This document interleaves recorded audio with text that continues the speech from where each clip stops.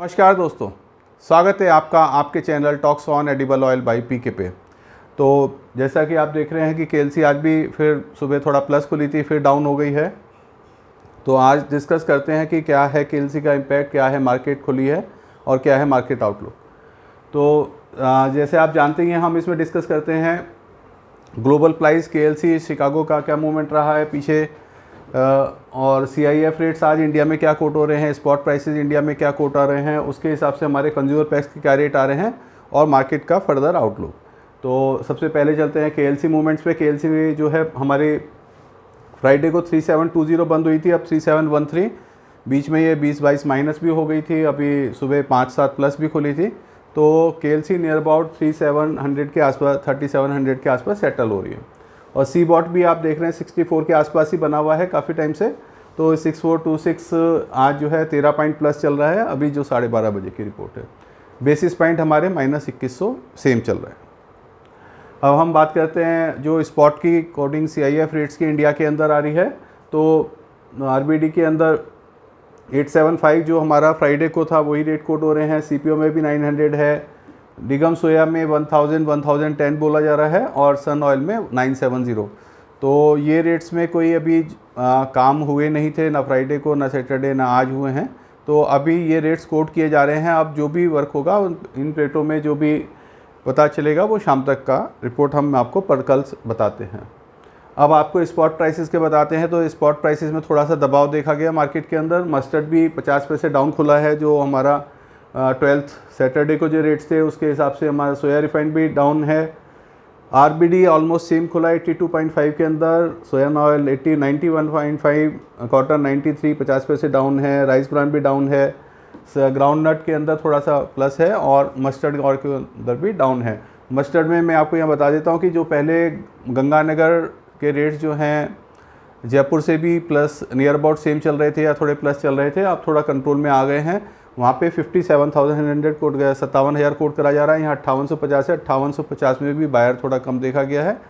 कुछ जो चुनिंदा प्लांट की ही डिमांड आ रही है, उस हिसाब से अवेलेबिलिटी भी कम है यहाँ पे। और थोड़ा सा बताना चाहूँगा कि मस्टर्ड सीड के अंदर जो है, जो इसका बाई प्रोडक्ट होता है, जो केक होता है मस्टर्ड केक, उसके प्राइस में थोड़ा 10-20 रुपये प्लस है। तो इसलिए इसके रेट्स थोड़े से मेंटेन भी हो रहे हैं, जबकि मस्टर्ड सीड काफ़ी गिर गया, मस्टर्ड ऑयल का रेट काफ़ी गिर गया। अच्छा, मस्टर्ड ऑयल के अंदर 108.50 में भी कोई डिमांड नोट नहीं करी गई है। जो बायर है वो 108 रुपये में भी नहीं दिख रहा है। अब हम बात करते हैं आरबीडी पाम ऑयल सोयाबीन के कंज्यूमर पैक के प्राइस हमारे क्या चल रहे हैं। जो 82.5 से हमारा 1501 आता है होलसेल का प्राइस 15 किलो टिन का। सोयाबीन रिफाइंड का आज 91.5 से 1643 आ रहा है। मस्टर्ड 1884 आ रहा है। ये हमारे दिल्ली, हरियाणा, यूपी के रेट होते हैं। इसमें 1 रुपये मार्जिन, 1 रुपये डिपो एक्सपेंसेस शामिल रखते हैं। गुजरात के लिए 25 और राजस्थान के लिए हम 15 रुपये इन रेटों में कम कंसिडर कर सकते हैं। अब आप करते हैं हमारा इंपोर्ट कॉस्ट के हिसाब से हमारे इंडिया के अंदर क्या रेट आ रहे हैं। तो अगर हम आज पाम का 900 हमारा जैसे बोला जा रहा है, आरबीडी की बात करते हैं तो 870 बोला जाता है, 84.3 जबकि 82.5 बिक रहा है। तो हमारे को ये पोजीशन ये समझ में आती है, अगर 840-45 का भी रेट हो जाए पीछे पाम आरबीडी का, अगर $25 गिर जाए, वहाँ पर भी हमारा नियर अबाउट 100 केएलसी भी माइनस हो जाए, तब भी हमारी रेट आज के पैरिटी में है। तो उस हिसाब से इंडिया के अंदर रेट ऑलरेडी डिस्काउंट करके बोले जा रहे हैं। सोयाबीन की भी वही पोजीशन है, हमारा 91.5 बिक रहा है। अगर ये 980, 990 मैंने जैसे बताया था, आज से 15-20 दिन पहले काम हुए थे, तो उसी रेट से हमारे कोडिंग आ रही है। सन ऑयल का 970 के हिसाब से यहाँ पे 915 में बिक रहा है। अब हम बात करते हैं कि मार्केट का क्या है।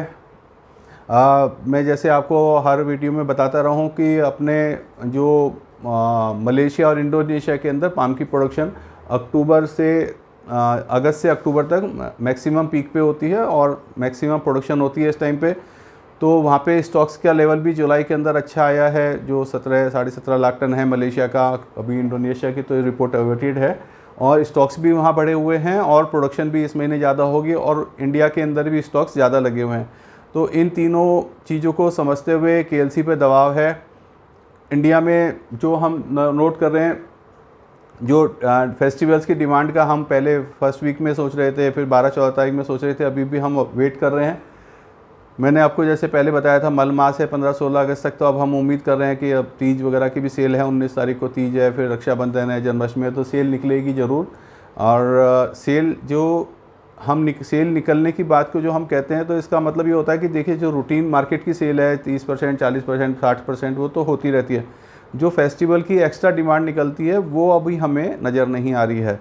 तो माल मार्केट में मूव भी कर रहा है, काम भी हो रहा है, लेकिन उसकी क्वांटिटी उस हिसाब से नहीं है जो फेस्टिवल के हिसाब से। जब तक एक्स्ट्रा डिमांड नहीं आएगी तब तक जो हमारे पास एक्स्ट्रा ऑयल लगा रखा है, हमारे पोर्ट पे एक्स्ट्रा स्टॉक है, या मलेशिया में, इंडोनेशिया में एक्स्ट्रा प्रोडक्शन हो रही है 2-3 महीनों में, तो वो कंज्यूम नहीं होगी, तो मार्केट में दबाव बना रहेगा। तो हम जो रिटेल लेवल पे स्टॉक्स बहुत जब कम है, क्योंकि मार्केट के अंदर जब दबाव रहता है, मार्केट में डिमांड, मार्केट डाउन चलता रहता है, तो रिटेलर भी अपना क्वांटिटी नहीं लेना चाहता। वही पोजीशन हमारे होलसेलर के साथ होती है, वही पोजीशन हमारे मिलर्स के साथ होती है, तो उनकी बाइंग सबकी रुक जाती है। तो बाइंग रुकने से पीछे भी डिमांड कम जाती है। तो वही पोजीशन है, पोर्ट पे भी स्टॉक लगा है, मलेशिया भी स्टॉक लगा है। तो अब कब हमारा ये हम मार्केट बॉटम आउट होगा और फिर एक डिमांड निकलेगी जिसके अंदर 2-3 दिन 4 दिन केएलसी रुके, प्लस में कोडिंग हो, तब लोगों को हिम्मत आए और वो लोग माल परचेज़ करना शुरू हुए। मैंने जैसे बताया, क्योंकि ऑलरेडी हम मार्केट में माल डिस्काउंट पे बिक रहा है जो पीछे से कॉस्टिंग आ रही है, तो हम उस चीज़ का अभी वेट कर रहे हैं। अभी जो वहाँ पे करेंसी की पोजीशन है, पीछे हम 5-6 मई की बात करें और आज की बात करें 14 अगस्त की, तो पीछे 3 महीने के अंदर 4 से 4.5% इंडोनेशिया और मलेशिया में जो उनकी करेंसी है उसका डिवैल्यूएशन हुआ है। तो उसकी वजह से भी मार्केट में जो उनको तो प्राइस अच्छे मिलेंगे उनकी करेंसी के अंदर, लेकिन इंडिया जो डॉलर में कोटिंग आती है वो यहाँ पे कम हो जाती है, तो उसकी डिवैल्यूएशन की वजह से भी हमको माल इंडिया में सस्ता नज़र आ रहा है। दूसरी सिचुएशन है कि अभी हमारा टैरिफ क्या जो आना है, आज हमारा 16 तारीख से टैरिफ चेंज होता है इंडिया के अंदर भी। जो सोयाबीन में और पाम के अंदर तो कोई ज़्यादा फ़र्क नहीं पड़ता, क्योंकि 5% की ड्यूटी है, लेकिन जो आरबीडी है उसके अंदर ड्यूटी 13% है। तो हमें लगता है 400-500 रुपये टन का हमको उस चीज़ का भी मार्केट में डाउन देखने को मिल सकता है 16 अगस्त से।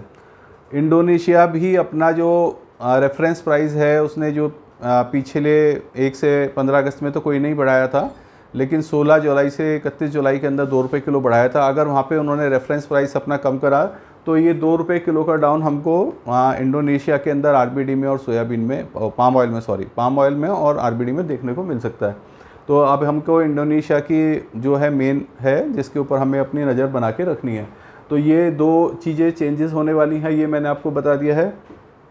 अब जहाँ तक मेरी ओपिनियन का सवाल है, तो आप जो इसकी जो मार्केट की फील है वो हमारे जो रिटेलर्स के लेवल पे, हमारे जो सेल्समैन लेवल पे और हमारे मार्केट लेवल पे आपको ज़्यादा पता चलेगी कि मार्केट में डिमांड निकली नहीं निकली।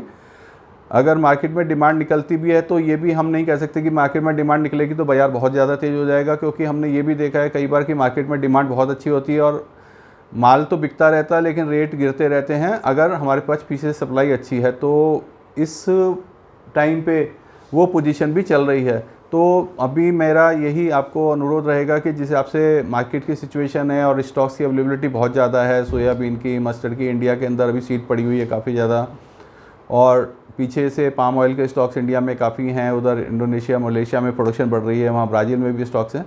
तो ज़्यादा तेज़ी का काम ना करें और अपने जितनी रिक्वायरमेंट है उस हिसाब से माल लें और बेचें। और कोई भी मार्केट के अंदर बहुत कोई ज़्यादा तेज़ी आ जाएगी उसमें ना रहें। जो पिछले 2 साल थे वो बिल्कुल एक्स्ट्रा ऑर्डिनरी साल थे जिसकी वजह से हमने वो तेज़ी देखी है। तो इसी बात से मैं अपनी स्पीच को यहाँ ख़त्म करूँगा। आप मेरी इसको चैनल को लाइक करें, सब्सक्राइब करें, शेयर करें और फिर मिलते हैं कल वीडियो पे। नमस्कार।